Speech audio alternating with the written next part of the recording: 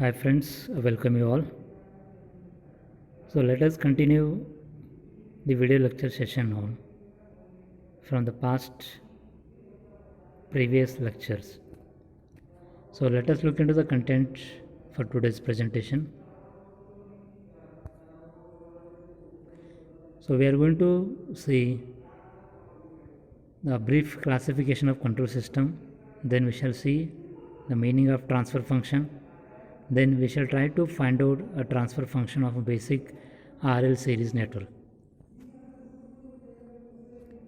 So continuing with the last lecture, let us look into the another classification of control system called as open loop control system and closed loop control system. So since we know that an open loop control system is one in which the reference input is not compared with the measured output. So as a result, when the output is measured, the quality of output doesn't depend upon the input. It only just processes the input signal and it produces the output. So hence in the case of open loop control system, the stability is a major serious concern. So hence we can say that the accuracy of a system depends on calibration here.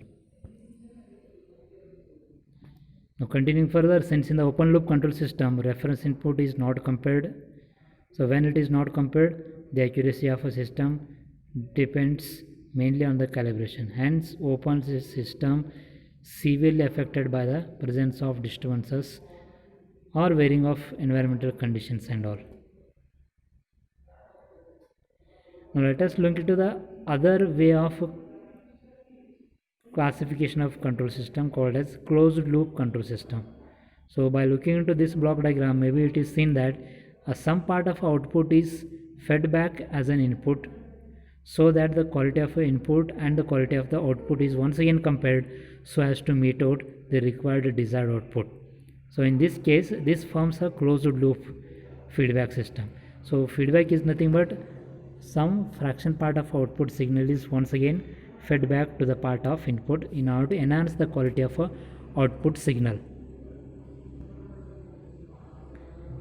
Say for example, this closed loop control systems can be obviously seen considering the basic functioning of a refrigerator, electric iron and air conditioner.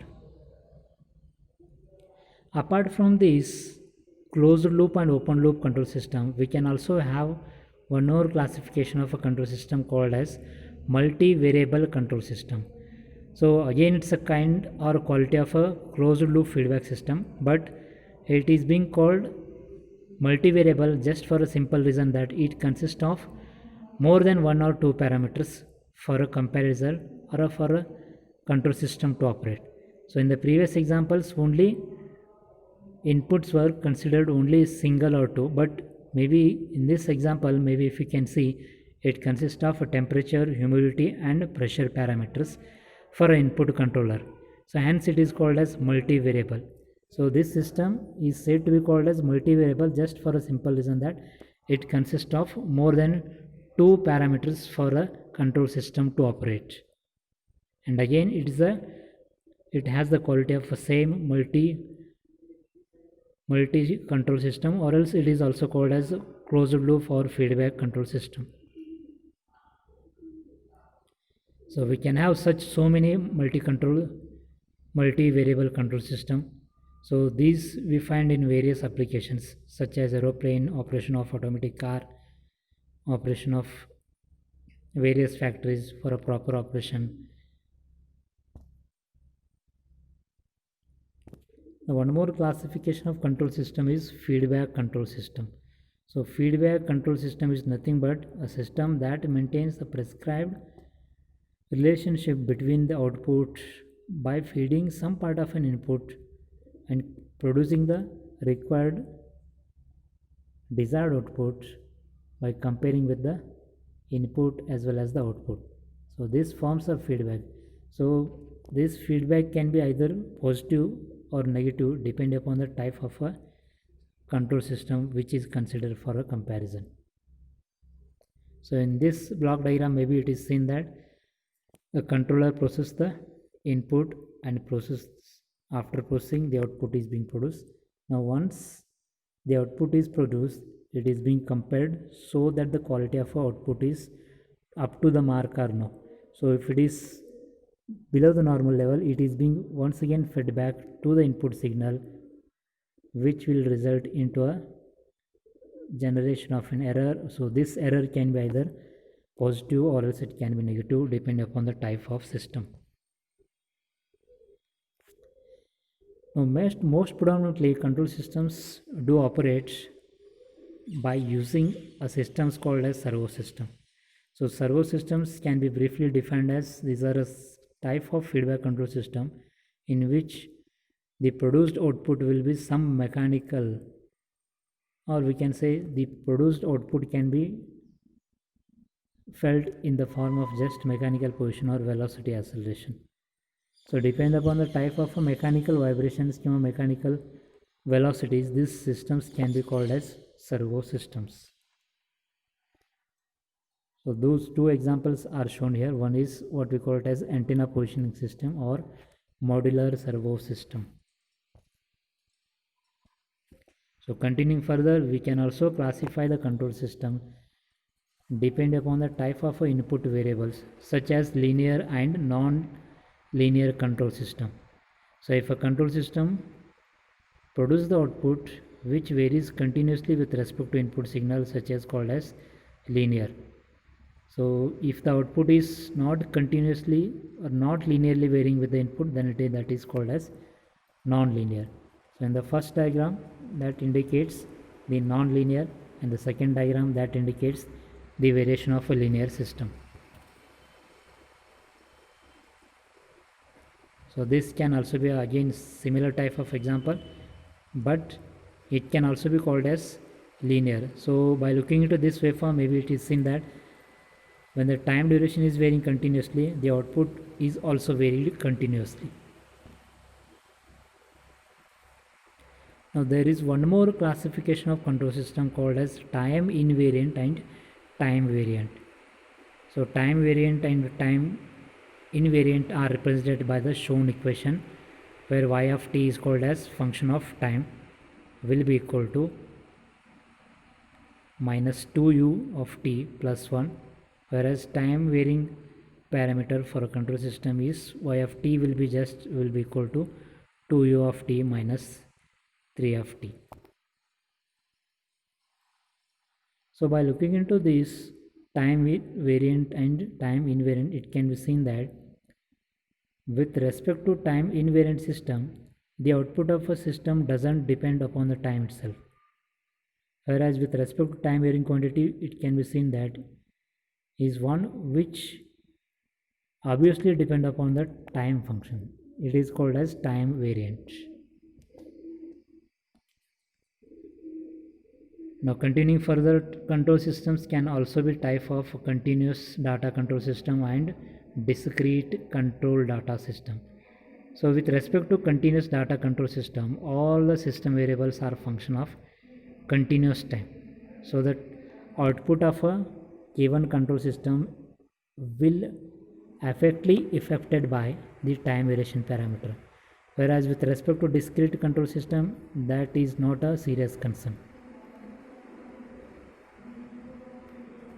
So with respect to discrete control system, we can calculate the present situation of a control system, and that is called as a discrete data control system.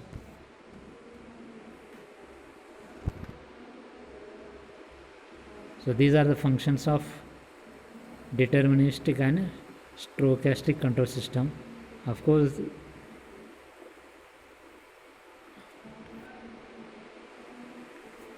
so now listing out the entire classification of a control system, this is as shown here. So initially we have seen natural and man-made, and again manual. Man-made can be again classified such as manual and automatic, and again automatic can be classified as open loop, closed loop. Again open loop further can be classified linear, non-linear, and closed loop can be further classified non-linear and linear, and again non-linear can be further classified time variant, time invariant, and linear classification can be further done time variant and time invariant. as shown in this chart. So this entire control systems falls into a category called as linear time invariant control systems. So in the next session we will discuss an important component of the control system called as transfer function of a system. So what do you mean by transfer function system basically? So as the definition goes, it connects a mathematical relation between the input and output of a given control system. So if you consider a control system which has got an input signal and which has got an output signal. Input signal is again a time domain function and output signal is again a time domain function, where input is called as u of t whereas output is called as y of t. So in this block diagram it is going to called as single input single output, as a simple reason that inputs is single signal whereas output is also a single signal. Now if we can convert the given input signal into its equivalent Laplace form, then that forms a transfer function of input function.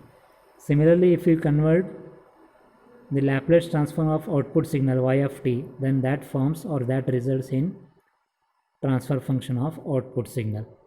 So transfer function is nothing but it relates the output and input signal, but ultimately with respect to Laplace transform of input signal as well as the output signal.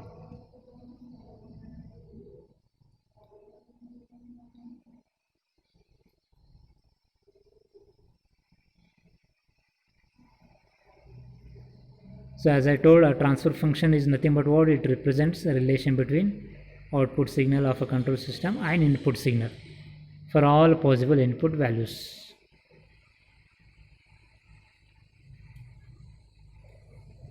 Now if we can generally represent a transfer function, it is represented as below. So if we can convert a transfer function, or if you want to find out a transfer function of a given control system, which is just given by the equation g of s is the notation for transfer function, where c of s is the output and r of s is the input of a control signal. So when we convert the transfer function, time domain function transforms into Laplace notation called as S parameter, wherein we can write input multiplied by the transfer function gives again the output, that is r of s into g of s is equal to c of s equation. So this can be analyzed by considering the given block diagram.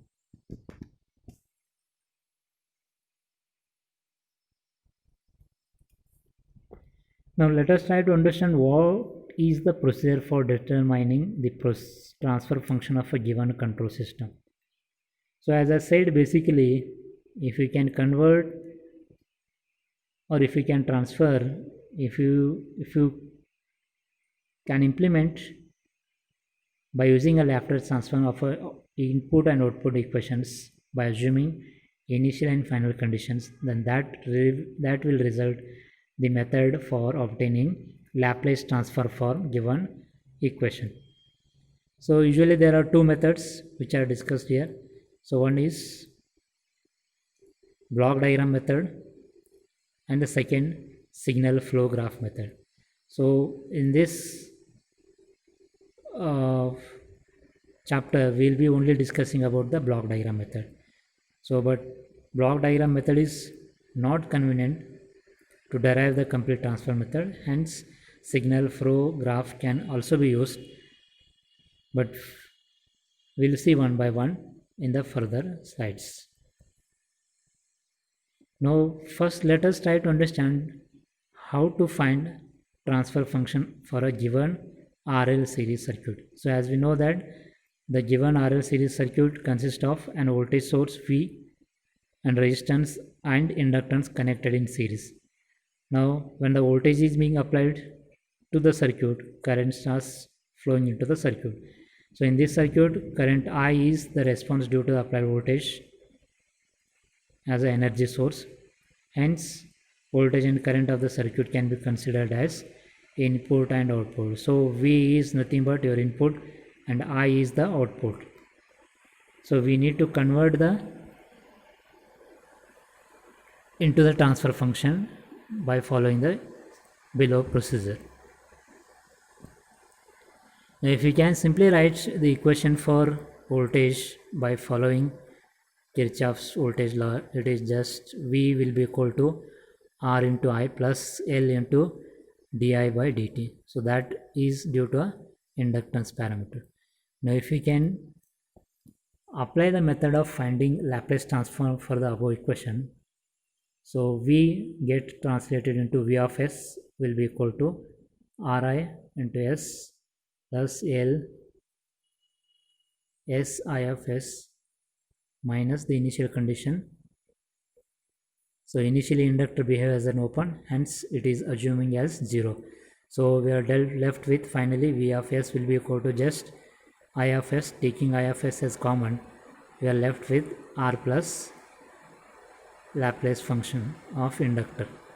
So if we can take the ratio of output to the input, that is output equation is current whereas input is voltage. If we can take out the common numerator and denominator by taking L, so finally we are left with I of S divided by V of S will be equal to 1 upon L divided by S plus R upon L.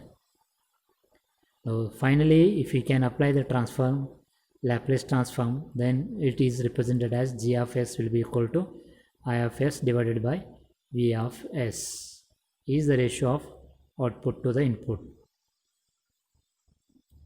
So I hope we have followed or we have looked into a brief classification of control system. Then we have tried to understand the method of applying transfer function for a given RL series circuit in this presentation. So I hope you have followed. So thank you very much.